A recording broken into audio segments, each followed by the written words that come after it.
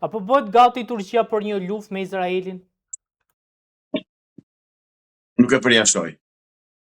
Po hyri Turqia në luftë, Izraeli mbaroi.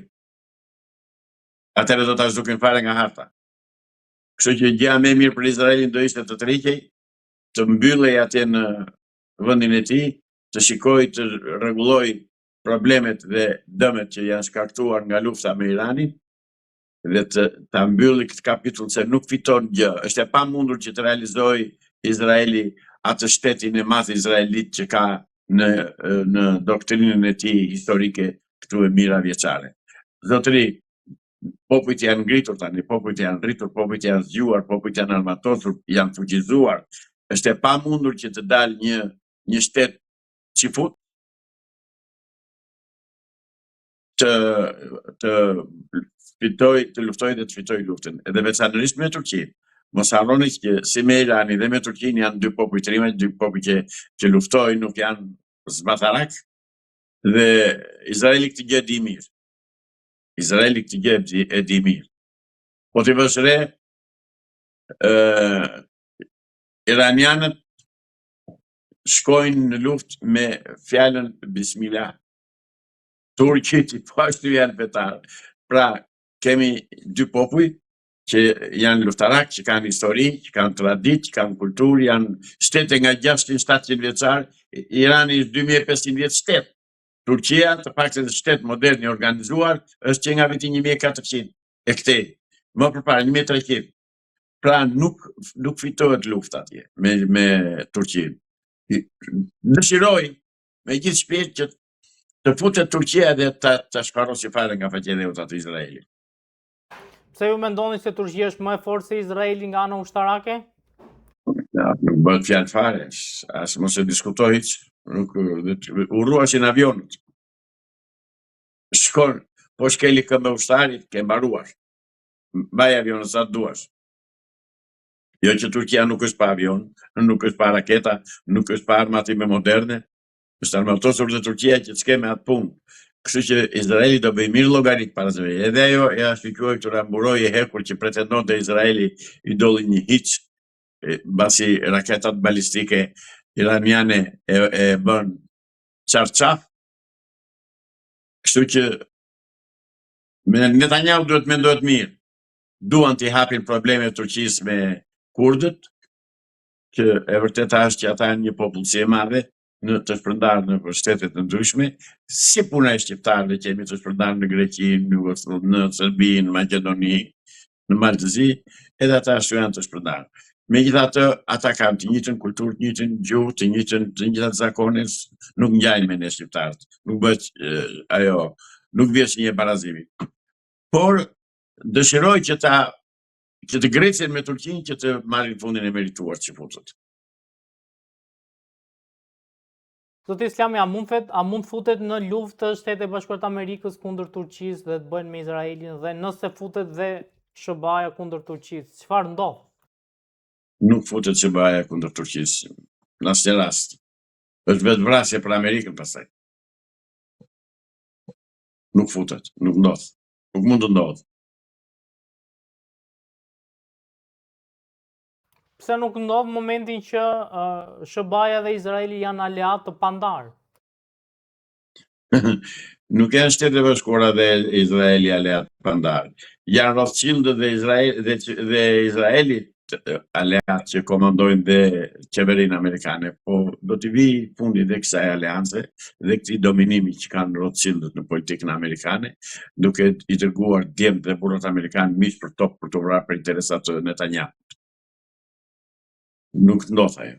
Sigurisht që nuk mund të mos e komentojmë edhe situatën që po ndodh në linjën e mesme, ku duket se palët nuk po shkojnë drejt një raundi të dytë negociatash, pasi Irani ka refuzuar që të ulet në bisedime me Shtetet e Bashkuara të Amerikës. Si e gjykoni këtë vendim të Iranit dhe apo shkohet drejt një tensioni më të madh lidhur me luftën që ka nisur prej më shumë se një muaji? Luftën në lindjen e mesme e bëjnë ata që kanë nxitur dhe kanë financuar luftrat gjatë gjithë historisë nga mesjeta e këtej. Dihet kush e bën luftën Iran. Por jam plotësisht me shtetin dhe me popullin iranian, jam kundër asaj lufte, jam kundër bombardimeve amerikane atje, dhe jam kundër komandës që kanë marrë Shtetet e Bashkuara të Amerikës nga një kriminal që quhet Netanyahu. Praktikisht Amerika po bën lojën dhe po lufton, po vret njerëz të pafajshëm në Iran në shërbim të Izraelit. Amerika këtë gjë bëri dhe në 2003-2002 kur sulmoi Irakun dhe e shkatërroi fare si shtet, një shtet me histori mira vjeçare, duke e justifikuar me faktin që ka armë të dëmtimit në masë, e tjera vajtën së gjetën asnjë gjë. Dhe s'kanë bërë autokritik dhe sot e kësaj dite ta pranojnë se gabim. E njëjta gjë po bëhet dhe sot me Iranin. Nuk jam dakord me atë luftë, jam kundër asaj lufte, jam me popullin italian, jam kundër çifutëve, jam kundër Netanyahut, jam kundër vrasjeve dhe krimeve që po bëhen qoftë në Iran, po qoftë edhe për fëmijët dhe gratë e njerëzit e pafashëm qytetarët që vriten në Izrael. Se vriten dhe çifut në Izrael, vriten dhe arab. Dhe vrasjet arabe janë vrasje genocidale, janë vrarë 30 gradë fëmijë edhe pleq. Këto i ka bërë miku i këtij Kuislingut që qeveristy që quhet kryeministër, i këtij tradhtarit kombit shqiptar, i këtij rreziku kombëtar. Edi Rama aktualisht është rrezik kombëtar bashkë me klikën që e mbështet. Dhe ata duhen qëruar nga pushteti. Po s'ka pushteti natyrisht. Në fakt duket se po themi mund të shkohet drejt rifillimit të një lufte mes SBA-s dhe iranianëve. Besoni që një rifillim lufte mund të jetë katastrofike për Iranin? Shiko, Irani nuk është vetëm. Dhe amerikanët të gjithë duhet ta llogarisin. Sepse të tërë dim dhe të tërë shohin, por nuk e thonë, akoma nuk po e thonë. Do ta thonë, por nuk po e thonë akoma. Po e them unë i pari si gjithnjë, që mbas jam dhe i pari, që mbas Iranit është Kina dhe Rusia, që kanë interesa jetike ekonomike në Iran. Kështu që ai presidenti amerikan i ka hyrë detit më këmbë në Iran.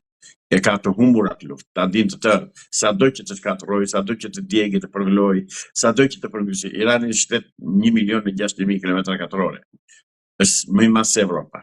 Kështu që me Iranin ata kanë të humbur betejën. Sa do vazhdoj, si do vazhdoj, nuk e di. Mendoj dhe kështu do bëhet, sipas mendimit tim, që në lojë do hyjë Kina dhe Rusia. Dhe po hyri Kina në lojë, do t'i hapë front tjetër Amerikës me Tajvanin, me interesat amerikane në paqësor. Dhe atje Kina është absolute. Se vetëm ushtar ka një 100 miliona, 200 miliona, se sa ka. Kështu që Amerika këtu po vret interesat e popullit dhe të qytetarëve amerikanë në radhë të parë, dhe në radhë të dytë edhe interesat e popujve të tjerë dhe të rrotull, qoftë lindjes mesme, qoftë edhe më gjerë, sepse aty është burimi i energjisë për gjithë botën, është nafta, ka interesa të ndërthjellta nga shumë shtete dhe shpresoj që në Amerikë të dalë në burra shteti dhe t'i thonë Netanyahu, stop, ku të çon mushka.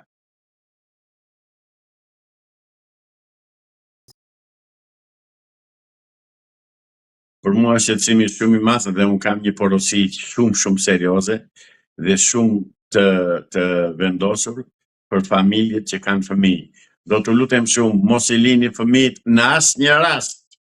Po e theksoj, në asnjë rast mos i lini vetëm dhe pa qenë nën kontrollit tuaj direkt, kudo që t'jeni, në lulishte, në dyqan, kudo që t'jeni. Sepse i marrin fëmijët, u vën etër, pambuk me etër në gojë, me narkoz, do me thënë, dhe i grabisin dhe i qojnë atje ku duan ata. Që humbasin fëmijë dihet, vit për vit, në gjithë botën. Dhe edhe këtu humbasin fëmijë, por nuk publikohen. Prandaj, ju lutem shqiptarëve që na shikojnë dhe na dëgjojnë këtu nëpërmjet ekranit tuaj, duke të falënderuar nxehtësisht për pyetjen që më bëre. Sepse është çështje me rëndësi të madhe kombëtare. të kontrollojnë fëmijët, të kontrollojnë në rrugë, të jenë vigjilent, të mos i lënë vetëm dhe të mbrojnë sepse u afrohen fëmijëve duke gënjur me kuklla, me lodra, me karamele, me çokolata, me drekë me të birë dhe këta fëmijë i marrin humbasin dhe nuk duken më gjikundi. Pra, kjo tregti, kjo gjuhje e fëmijëve, kjo gjuhëti e fëmijëve ka vite që po bëhet.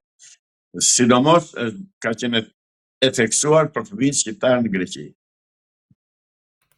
Avokat, po pati një reagim të policisë të shtetit ku theksoi se s'ka asnjë shqetësim lidhur me gratë të cilat shfaqin në video, pasi ato ishin mujahedin dhe e kishin për shkaqe humanitare. Qa shkaqe humanitare? Kujtja thonë ato? Me këtallën.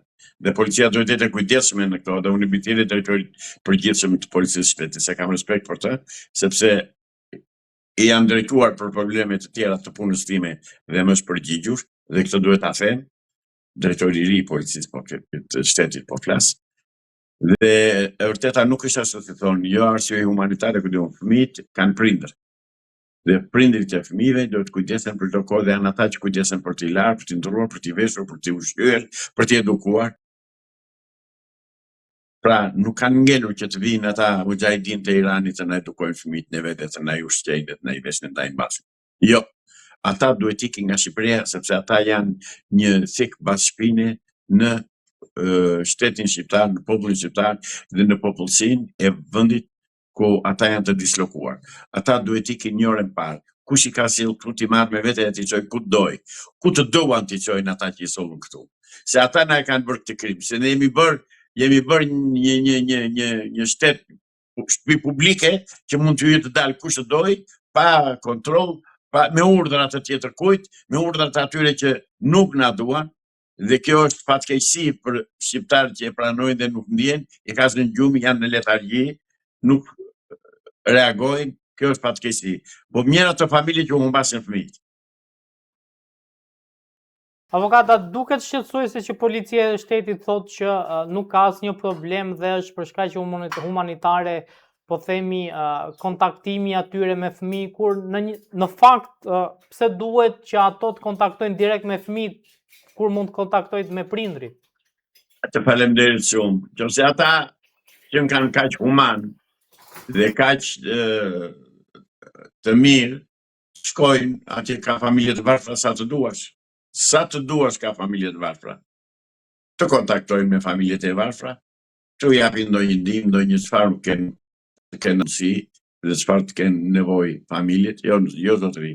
Nuk e bëjmë për arsye humanitare dhe policia duhet të jetë e kujdesshme në këtë lloj njoftimesh që bën, në këtë lloj karakterizimesh që i bën këtij fenomeni. Ky është një gjuhëti e fëmijëve, është një gjuhëti mbarbotrore, që e marrin kriminalët që prodhojnë adrenokrom. Është droga më e shtrenjtë në botë, është $1 miliard 1 kilogram, që edhe merret nga pjesa e syve të fëmijëve të vegjël.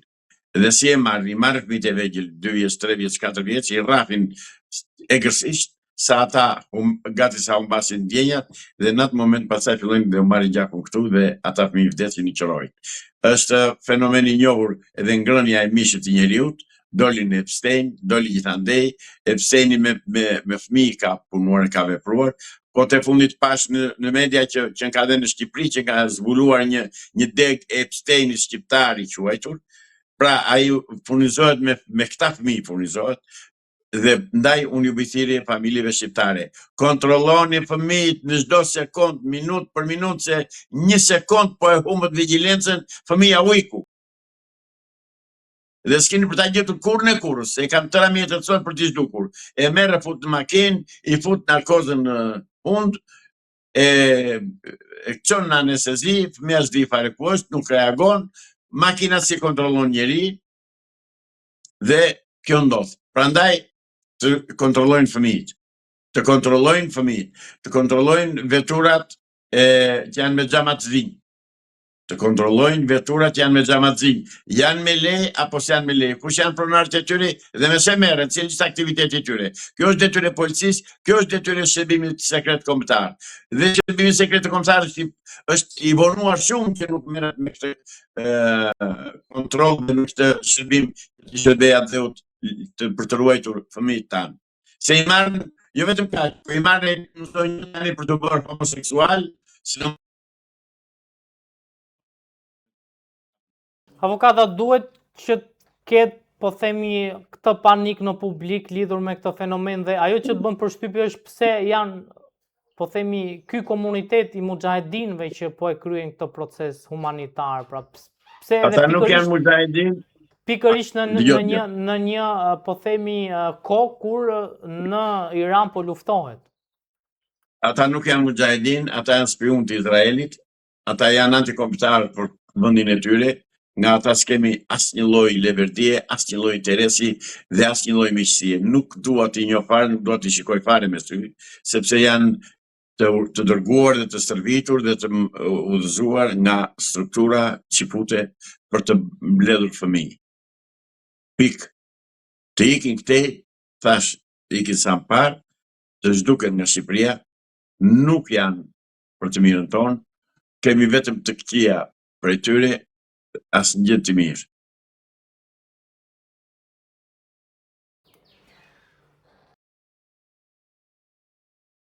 Ka pasur një, po themi, lajm mjaft të bushëm lidhur me kryetarin e Bashkisë së Gjirokastrës, zotin Flamur Golemi, ku ka pasur alodime mjaft të shumta lidhur me një infektim të mundshëm me një sëmundje, le të themi, ngjitse. Si e keni parë këto, po themi, informacione të mediave, të disa mediave, dhe më pas është bërë dhe reagimi dhe, po themi, mohimi i këtij lajmi, madje ka shkuar deri aty sa janë publikuar dhe analiza të zotit Golemi. Çfarë ka ndodhur realisht dhe pse duhet të shkohet deri këtu? Nuk kemi si ta dim. Nuk kemi nga ta dim.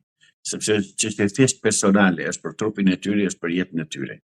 Këto janë ndërhyrje direkte në jetën e qytetarit. Dhe nëse është ashtu, shkaq ato mundësitë e hyrjes së infeksionit sidës në trupin e njeriut janë nga më të ndryshmet.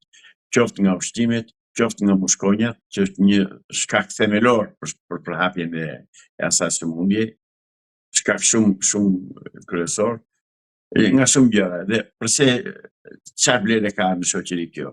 Ka për të sensibilizuar njerëzit, po. Ruajuni një qytetar shqiptar, sepse si sida, si kanceri, si të gjitha sëmundjet e tjera, si diabeti, të njëjtën efekt kanë te njeriu, kanë vdekje në fund fare. Ruhuni o njerëz, dhe nuk është sida e atyre ajo që të shkakton rrezik për jetën, saç është diabeti, saç është kanceri, saç është mungesa e një shërbimi shëndetësor të kualifikuar, saç është vjedhja dhe grabitja e ilaçeve dhe shitja e ilaçeve skaduara nga farmacitë shqiptare, saç është monopolizimi i tregut farmaceutik në Shqipëri, janë shumë faktorë. Ajo është e fundit, që më thoni ju, para këtyre.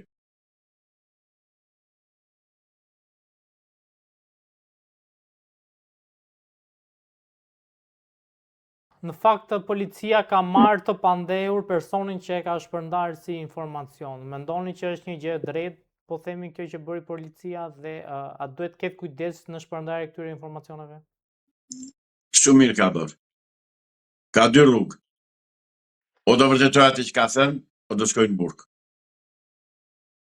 Unë i mbithirje Flamur Golemit, me qenë se ka mbiemrin e fshatit tim, sepse para 100 vjetës ka nikur nga Golemi ata dhe janë vendosur në fushbar, i mbithirje, i hap gjyqja të personi dhe t'i kërkoj dëm shpërblim, sa ai të mos e ngërë kokën më kurrë që është marrë me këtë punë. S'ka që duhet ati se çka me shëndetin e tij dhe me trupin e tij. Çdo të thot me ata. Zoti Islami ka pasur një reagim të zotit Rama lidhur me ushqimet në Shqipëri, duke deklaruar që therthoret nuk janë në nivelin e duhur pasi nuk pastrojnë ashtu siç duhet produktin që del nga këto thertore. Mendoni që ky është problemi i vetëm në Shqipëri?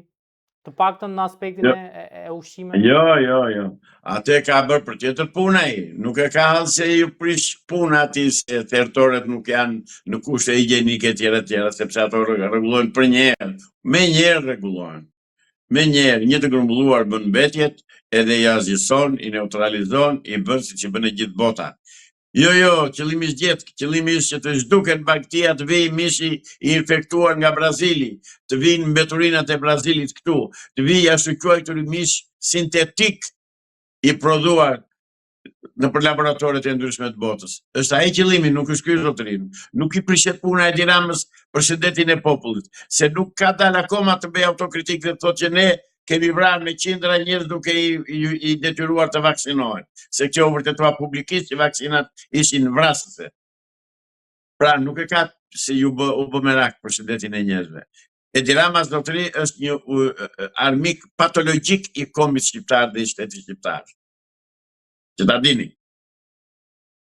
Zoti Islami, çfarë nuk shkon me ushqimet shqiptare? Importi i ushqimeve që vijnë nga Serbia. Kjo nuk shkon. Heqja e prodhimit vendas. Konkurimi kriminal që i bën pushteti i Edi Ramës prodhimit vendit për të favorizuar importin e drithrave dhe të ushqimeve të tjera serbe. Kjo është shkaku themelor dhe rreziku kryesor që i ka ndosur shqiptarëve. Shqiptarët nuk e dinë. Han miell bukë me miell të infektuar, u japin baktive, mjese të kontaminuar me një helm shumë të rrezikshëm, të cilin nëpërmjet kafshëve pastaj e hambën neve, e marrim dhe neve atë helm, e tjera. Nuk është Edi Rama për kontrollin e ushqimeve në Shqipëri, zotëri, se ka një llogari të thjeshtë. Janë disa fabrika që prodhojnë produkte ushqimore. E kështu ushqimore thash, produkte blegtorale. Kush ka vajtur dhe ka parë, ka bërë analizë dhe llogari të thjeshtë. Sa qumësht ka marrë nga blegtorët, nga fermat, ta shikoj këto ferma se s'ka ferma që priponese.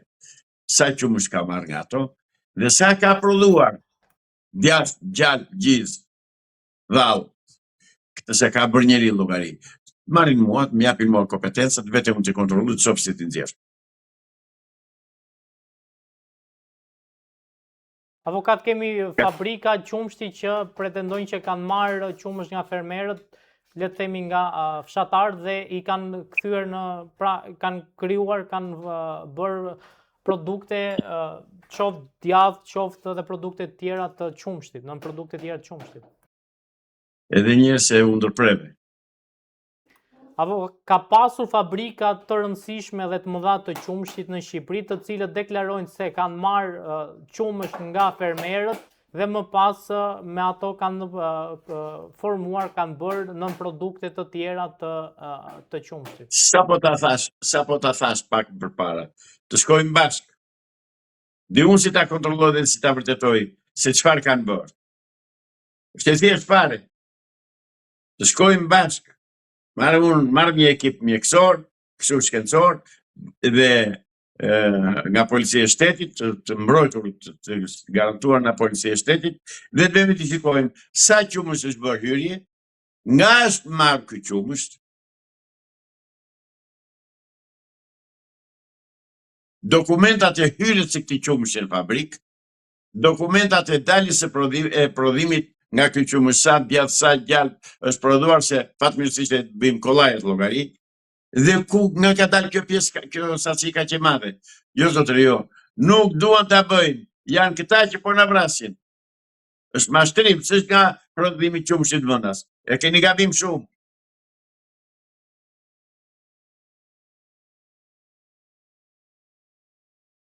Avokata, besoni që shqiptarët hanë shëndetshëm? Jo. Fare. Vetëm s'kemi të bëjmë.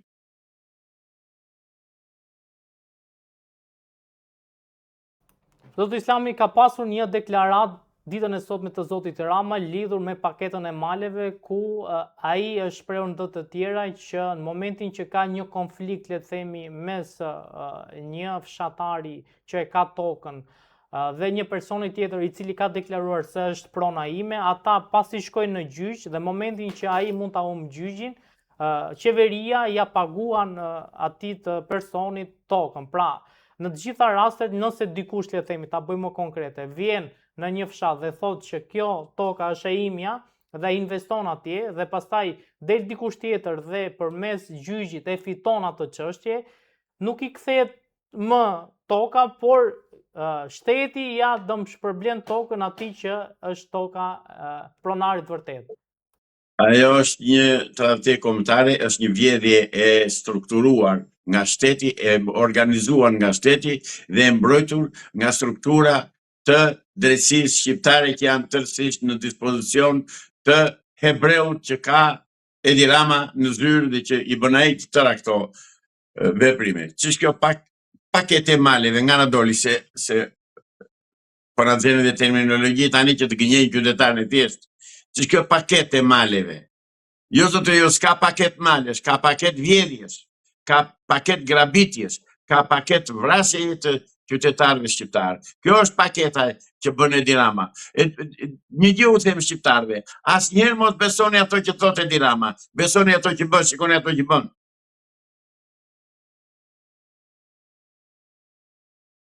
Pse avokat, nuk është e nevojshme që malet të zhvillohen? Qa thua? Dhe ti e beson këtë? Qa duhet zhvillosh maleve ti? Të ketë investime në ato zona, pse duhet të lihen djerë? Dakor, qa do bësh, qa duhet, ma thoj konkretisht, se jam fshatar, nuk marr vesh. Ai që ka pronën, ai që ka pronën ta zhvilloj. Me qa ta zhvilloj, ma qa do bëj, se vin nga një zonë malore unë. Jam rritur në malu, 1200 metra me niveliteti, kë gënjen ai? Kë gënjen ai bastard? Qa do bëj në malë, më thuaj? Mund të bëj resorte, mund të bëj shtëpi, resort qa do hanë atje në malë? Resorti ku do ta bëj? Pa më thuaj, me qa do ta bëj resorti dhe ku? Dhe përse? Kujt i shërben ai resort? Se u përmendja pallatet e resorte.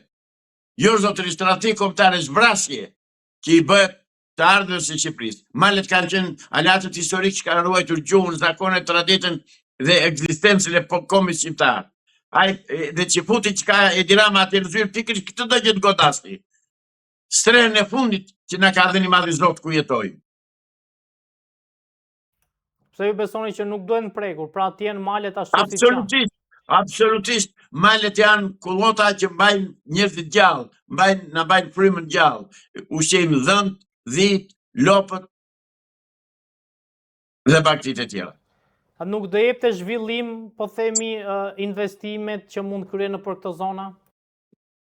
More të do më thuash konkretisht qa do zhvillosh atje, se ju flisni me fjalë të përgjithshme.